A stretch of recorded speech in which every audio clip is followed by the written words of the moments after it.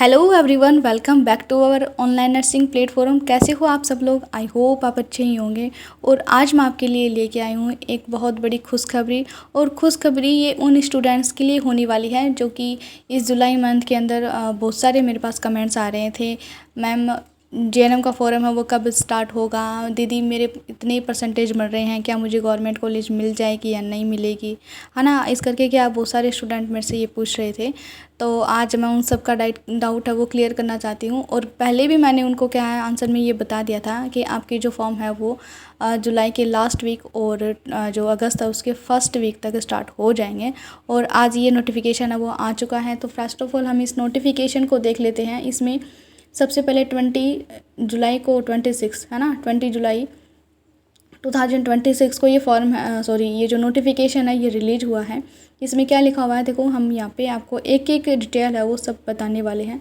तो देखो, general nursing and midwifery प्रशिक्षण पाठ्यक्रम सत्र 2026-27 प्रवेश हेतु यहाँ पे एक संक्षिप्त विज्ञप्ति दैट्स मीन एक अनाउंसमेंट वो दिया गया है। और इसमें क्या लिखा हुआ है, प्रशिक्षण पाठ्यक्रम सत्र 2026-7 में जीएनएम प्रशिक्षण पाठ्यक्रम के लिए गवर्नमेंट और प्राइवेट स्कूल में प्रवेश के लिए दिनांक 29 जुलाई 2026 10 बजे से दिनांक 11 अगस्त 2026 मिडनाइट तक ऑनलाइन आवेदन है वो पत्र आमंत्रित किए जाते हैं। दैट्स मीन आपकी जो जेएनएम के जो फॉर्म है वो आपके 29 जुलाई से लेके और 11 अगस्त तक मिडनाइट तक वो भरे जा सकते हैं।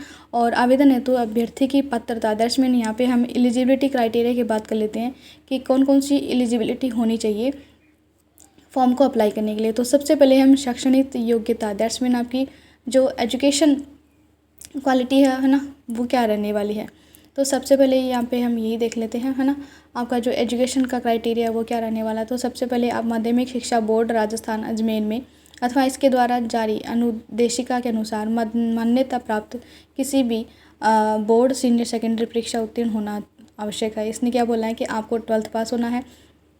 उसके बाद में जीव विज्ञान, फिजिक्स, केमिस्ट्री, बायोलॉजी विषय में जो अभ्यर्थी हैं उनको प्राथमिकता दी जाएगी। इसका मतलब क्या है कि पहले बायोलॉजी वाले स्टूडेंट उनको प्रायोरिटी प्रोवाइड की जाएगी और उसके बाद में अगर सीटें खाली रहती हैं तो यहाँ पे क्या है, जो अदर स्ट्रीम वाले हैं जो स्टूडेंट्स हैं उनको प्रायोरिटी दी जाएगी। लेकिन पहले आपको क्या है, बायोलॉजी वाले स्टूडेंट को प्रायोरिटी दी जाएगी। तो यहाँ पे यही लिखा है, उपरोक्त वर्ग के योग्यता वाले अभ्यर्थी किसी भी वर्ग श्रेणी में उपलब्ध नहीं होंगे तो शेष रिक्त रही सीटों हेतु विषय वर्ग से उत्तीर्ण उसी जाति वर्ग श्रेणी के अभ्यर्थियों को सम्मिलित कर मेरिट के आधार पर चयन किया जा सकता है। सामान्य और अन्य पिछड़ा वर्ग के अभ्यर्थियों के लिए 40% दैट्स मीन इसने क्या बोला कि आप अगर जनरल से और ओबीसी से आते हो तो आपकी जो मिनिमम आपकी जो परसेंटेज है वो कम से कम 40% होने चाहिए। और अगर आप SC ST से आते हो तब आपके कम से कम आपके 12th के अंदर जो 35% है वो होनी चाहिए। ओके, तो यहाँ पे ये लिखा है अभ्यर्थियों के लिए 35% न्यूनतम प्राप्तांक अनिवार्य है।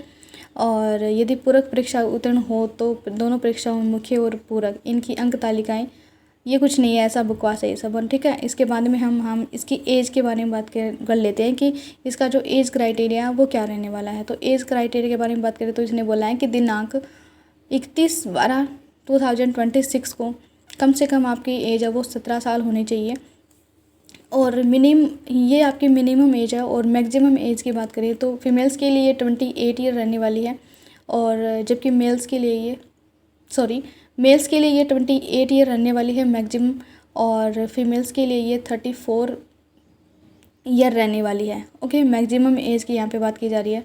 और जो भी आप मतलब SC ST और OBC और जनरल है उनके लिए यहाँ पे क्या है, एक मतलब एज के लिए रिजर्वेशन भी है। दैट्स मीन आपको क्या है, यहाँ पे अधिकतम आयु सीमा में नियमानुसार 5 साल की आपको छूट भी दी जाती है।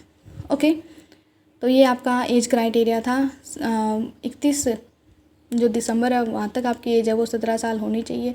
और फीमेल्स के लिए कैंडिडेट है, जो फीमेल कैंडिडेट है उनकी जो मैक्सिमम है वो 34 और मेल्स के लिए 28 रहनी है। ओके, उसके बाद में सीटों की संख्या के बारे में बात कर लेते हैं। तो सीटों की संख्या है ना, कुल सीटों की संख्या है वो संख्याओं की संख्या परिवर्तनीय है। इसने ये बोला है कि जो सीटों की संख्या है ना वो अभी तो चेंजेबल है ना। आप किसी भी मतलब प्राइवेट और गवर्नमेंट कॉलेज में अभी तक तो जो सीटों की संख्या वो चेंजेबल है, लेकिन काउंसलिंग के दौरान आपको ये बता दिया जाएगा कि कौन सी कॉलेज में कितनी सीटें हैं। ठीक है, जब भी काउंसलिंग की डेट आएगी तब ये आपको बता दिया जाएगा।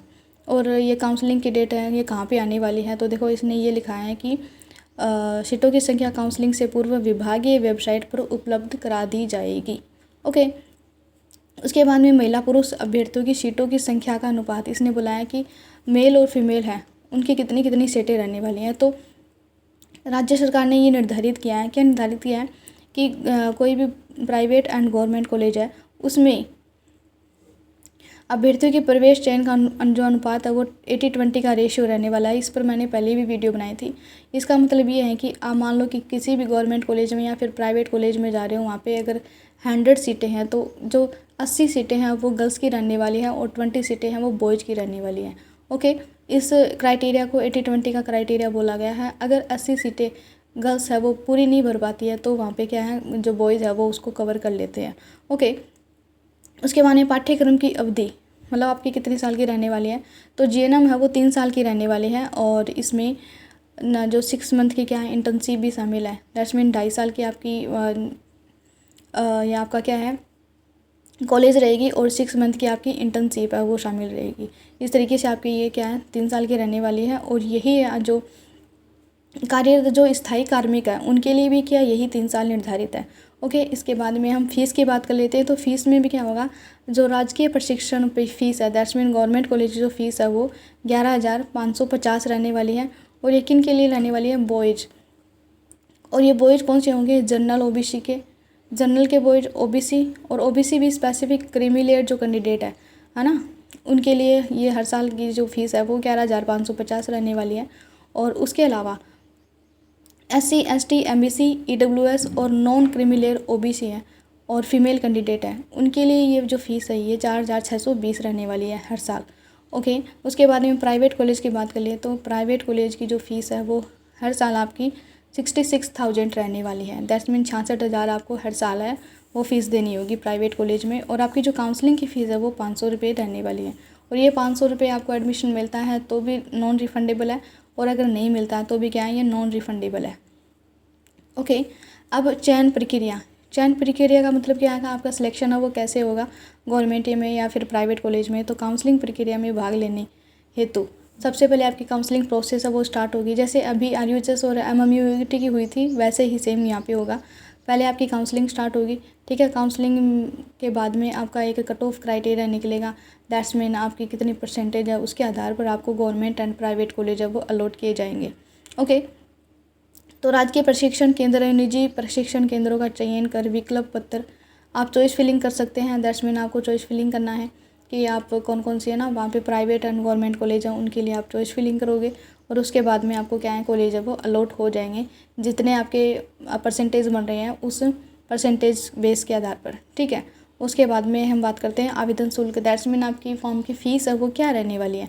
तो फॉर्म की फ़ीस है वो यहाँ पे हम जब बात करें तो सामान्य अन्य पिछड़ा वर्ग दैट्स मीन जनरल और OBC की जो फ़ीस है फॉर्म फीस वो 220 रुपये रहने वाली है और SC और ST की जो फॉर्म फीस है वो आपकी 110 रुपये रहने वाली है। ओके, अब ये आप कहाँ पे कर सकते हो, आप ई-मित्र पे कर सकते हो, CSC नेटवर्क से जमा करा सकते हो एंड ये पेमेंट गेटवे के माध्यम से भी क्या ये फ़ीस है ये आप जमा करा सकते हो। उसके बाद में आवेदन पत्र है, आवेदन पत्र आप कहाँ पे कर सकते हो, तो आप ई-मित्र पे कर सकते हो एंड वही ये ज़्यादातर स्टूडेंट्स हैं वो ई-मित्र पे ही करते हैं, है ना। बाकी आप फ़ोन में भी क्या इसको कर सकते हो।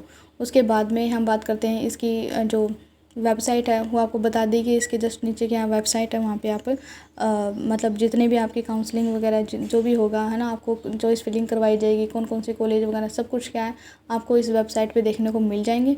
और ऐसे ही मोर इन्फॉर्मेशन के लिए इस चैनल को सब्सक्राइब कर लीजिए क्योंकि आपको सब्सक्राइब इसलिए करना है क्योंकि जैसे ही आपका जेएनएम में एडमिशन हो जाता है, इससे पहले आपको काउंसलिंग प्रोसेस कैसे करनी है, चॉइस फिलिंग कैसे करनी है, ये सब आपको बताया जाएगा।